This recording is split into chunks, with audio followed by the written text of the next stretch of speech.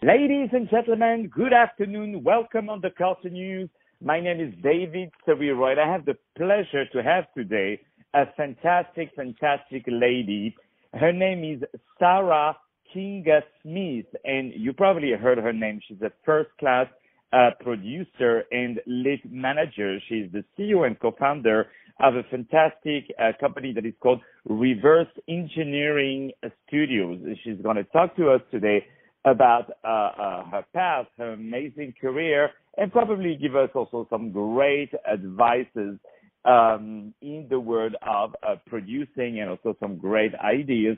And we know that some of you guys are investors. I can guarantee you that to invest in her films are the best way to turn $1 into $2. I guarantee you that. So I have a pleasure to have, as I told you on the phone, the one and only Sarah Kinga Smith. How are you, Sarah, today? Thank you so much, David. It's a pleasure to be here. And thank you for the amazing compliments. I'm going to do my best to put up the expectations. Thank you. My dear, the compliments I did, first of all, they are coming really from my heart, but they are nothing compared to what you actually do. You are one of these people who are making things happening, but who unfortunately don't get the applause as much as the actors who just came to say one line. So I'm just exaggerating, but I want to also emphasize your all the great things that you have done. So for the few people who don't know you, my dear Sarah, why don't you start to tell us a little bit what brought you to the world of producing and where do you come from? Oh, wow. Well, I'm not the best at taking the applause, so I only had the decision. I only had the option to become a producer. It's overwhelming to be in front of cameras or at the highlight. And I love supporting creatives. I work a lot with writers, directors.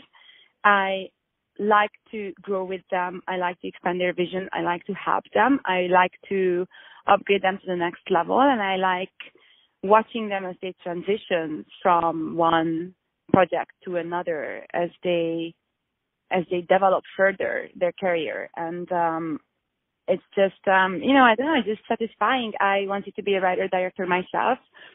Moved from Budapest to London at age 17 and quickly figured it out. Writing wasn't for me because it wasn't for my first language. I although did a short film that got some recognition, and I think my inner voice only just needed that recognition to express that for me, to support and just to be there for the period of the production rather than overseeing one pieces of the puzzle. So I quickly shifted over to producing, and I quickly also realized many people didn't understand what producing was about and how the business evolved into something that we call a movie making.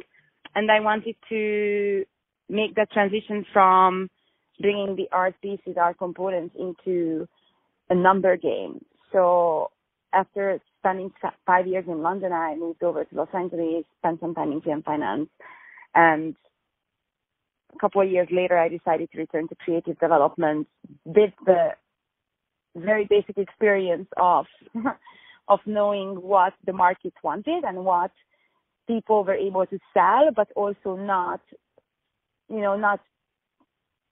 destroying the material over financial decisions. So my job really is to find the right balance between the resource of the money, the financiers, the distributors, and the creatives, because they tend to not be talking the same language. And I believe I understand them both.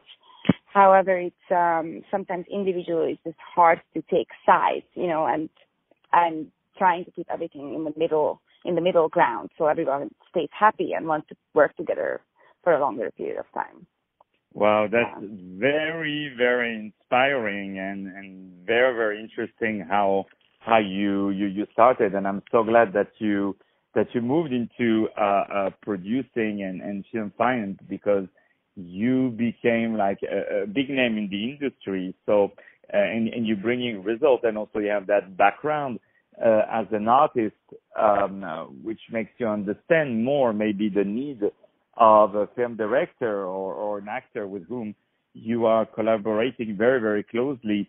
So I had the pleasure to know you and to meet you at the Chelsea Film Festival. So I say hello to my friends at that great film festival. And we were presenting, the film festival, was presenting a great feature film that is absolutely first class. I even call it a masterpiece thriller, really.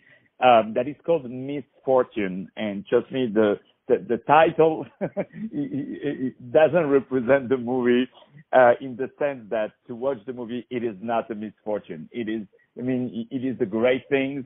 One of those great things that can happen to you in life is really to watch a movie that is like Misfortune, and the story, of course, makes you understand why it's called Misfortune, and this is absolutely appropriate. So I had the pleasure to interview Desmond Devenish, with the director and the lead actor of the film, and also Zander Bailey, who was the co-scenarist and also the lead actor, because I was so much fond about this movie that I felt I had to interview everyone on that movie. So why don't you tell us how that movie was brought to you? Well, the movie wasn't brought to me. It was Desmond that walked into my life, really. And I believe it was in a conference at the Laws of Paramount in Los Angeles. And I just liked his energy. It sounds always good, you know. It sounds always good when you say, we met at a conference at Paramount in Los Angeles, or at an event with Steven Spielberg. It sounds so good. But that was it. And it was early summer last year. And we were both overwhelmed after the conference. I was overwhelmed because I thought it was just a pointless attendee on my behalf, because you tend to be going to these conferences and the conversation is always going to end up being the same, which basically is confusion, not knowing where the business is headed to. And Desmond was overwhelmed by all this information that he was connecting his dots and his vision to, because he was looking at it from a different perspective. I was just looking at it, from a very repetitive perspective, knowing that this has been happening, guys, for the last couple of years. And he seemed a little more just enlightened. So we came out, and he was excited and I was not. And we had this little fraction between the two of us. And then we just started discussing what the conference was about. And quickly, we just ended up talking about his work, and he told me that he was a filmmaker. He had his 2 short films completed, which, by the way, are also amazing. At the time, he didn't have Misfortune completed.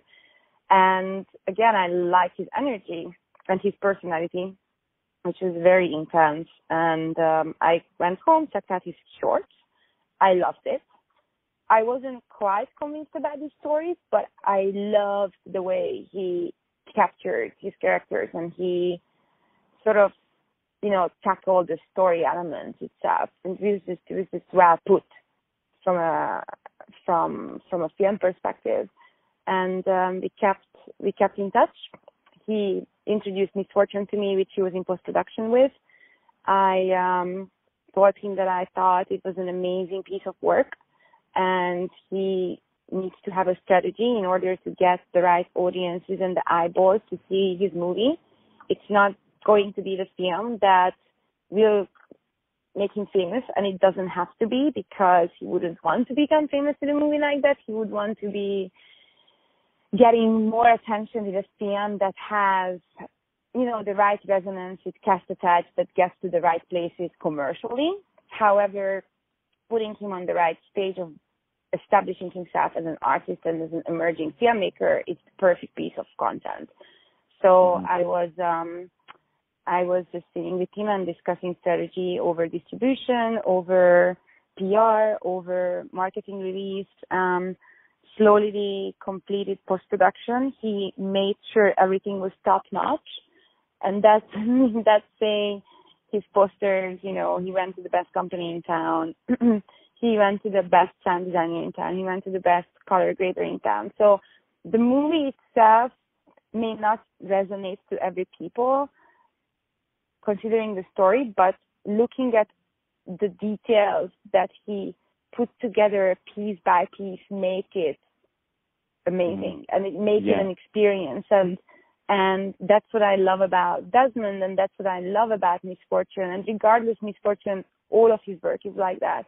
It puts you in an experience where you can switch off. And for me, to return to your first question, that's what important to just take a producer position, because I want people to switch off. I want you to watch something, to forget about reality for an hour, for 2 hours, for half an hour, to laugh, to cry, to just have emotions. You want to connect with something. And in this world, especially in this fast-paced world, people don't take a moment to breathe nor to stop by for a moment. And I think good content makes people to remind them that they are human beings and life is not that complicated as they think. We just tend to be making it complicated. And Desmond is one of those voices. So for me, Misfortune is a stepping stone. I think for him too. But what really is important is that he created it and he's building his own brand, and he will be making people think when people get to see his work. Wow. Well, that really, I enjoyed every single minute of that movie. The story, the beauty, I mean, everything is really, really first class. I mean, I talk about it a lot on the past two radio shows. I wanted to ask you something. If I have a movie, okay, and I want it, and I'm looking for financing, what would be the advice, besides, of course, calling you? What would be the advices that you would give to a filmmaker or let's say by someone who has written a movie? Mm-hmm. The script is extremely important. In fact, people tend to forget about it, but everything starts with a script. So you must have not only a good, but the greatest script, and you need to get attention for that piece of material. Imagine movie making as building a house. You find the land, and then you find the architect, and then you find slowly the money, but you start building, and as you build, you get more and more ideas of where, this piece of building would be rising up to. So at the very beginning, at very early stage, you don't really know whether your movie is going to be picked up by a studio, or whether it's going to be done by an indie company, or whether it's going to go to a digital platform. However, your script will determine a lot of the creative elements which will bring you financing. So giving you an example, depending on the genre of your script, you could get talent to be excited about the screenplay itself as a passion project. Sorry, I just had like a car passing by and like saying one thing to me. It actually wasn't a car. It was a big car with basically police officers. That's okay. Don't worry about it. saying good morning. So the genre of the script. So if you write an action or sci-fi script, you would expect that you're going to get cast attached, which will be regulated by a certain quote. So meaning there are so many sci-fi, so many actions, so many thrillers in the movie theater that are made by bigger studios or bigger independent production companies. And so those talents expect to get the same paycheck for what they get from those companies. Therefore, you already are in competition with, with the rest of the world, basically. You could be making dramas, comedies, elevated thrillers, which are a little, more but less commercial and a little more niche as well, where you could get cast excited about your screenplay. So the screenplay is important, and then obviously getting people excited about it, including talent, including their representatives. The representatives are going to open the doors for you for further negotiations. Once you have cast, you can circulate your material around with sales companies or distributors to see if they are interested in picking up a package. Now you have a package because you got cast on the screenplay, picking up a package that has those creative components attached. You know, let's mention one of any of the franchises. I'm not going to name them because small business and everyone knows anyone, but you immediately know when a franchise is being done, what company is going to be doing that franchise. So that company has a favored proposition of either a genre or either a cast. And so it kind of narrows down the options for you as you have as an independent producer. And so when you find that third component, the sales company or the distributor, you can theoretically take your project. Now you have a project, right? You have the screenplay and then you have the package and you got the project to the market, where you would see how the market reacts to a project like that. And if the market likes it, if you get lucky, then you probably would be able to get contracts against your project, which contracts you could be banking on. And depending on who your partners are, you could either take a bet and then figuring out how much money you are missing in order to complete the financing of the movie, you can go after equity. So this would be like the rule of thumb of making a movie if you have time. If you have the network of going after sole financiers, equity investors, you do exactly the same you would be doing with cast, except you're proposing it to the investor. I had the experience myself where some investors were interested in working with, I don't know, find a name, you know, in your head, working with you, for instance, and they say, if David is going to be in this film, I'm going to finance it. Because I've been wanting to work with David forever, and I would love to become an EP on this project because it would mean a lot for me. So there are those aspects. You may find an investor that wants to tell a story. You may find someone that has a great book that he wrote and wants to turn it into a screenplay, or would like to travel, would love to be in production or on set shooting in South Africa, for instance. You know, so there are many different ways of finding money. Often, if you go after straight equity, it takes a lot of luck, and most people get lucky, you know, because a lot of movies are being made apparently. It takes luck, and it also takes a good network to have. And I would say the good network grows as you spend more time around it, and you would see, you know, you would see the same faces basically. Definitely. Well, you know, just for our audience to know, the advices that you just give are golden, and I don't know, you know, if anyone can afford you know, to get this advice. So that's really, really, really, we're very grateful to you, Sarah, for giving us this advice, because I'm sure a lot of us, they have a movie, they don't know what to do, and you gave a lot of clues. So I'm very, very grateful to that. So we know you have to run because you're always between two planes. I just have two very small questions. The first one is, what do you want to do when you grow up? When I grow up, I am growing all the time. Well, I would love to have a global team, really. I would love to have a team that we grow with. Just like Desmond being concerned about, you know, sound and poster and PR over his film, I'm very much like the same. I like positioning people in the right way. I don't believe that one can do it all. And I think, again, just the business itself is so competitive that you want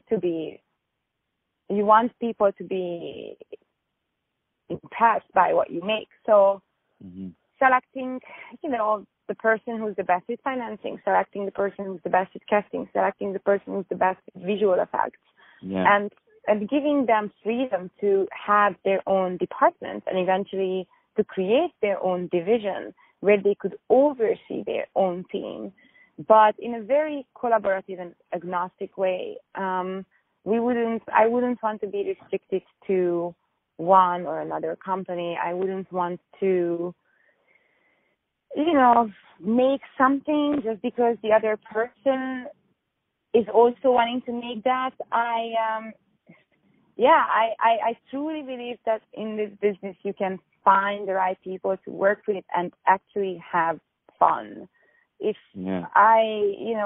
What my vision is for 5 to 10 years now, I don't want to speak it out loud nor jinx it. I have a vision, of course, but my biggest vision is to just have fun, not to burn out, because no one chooses to be in this business if they wouldn't want to be having fun.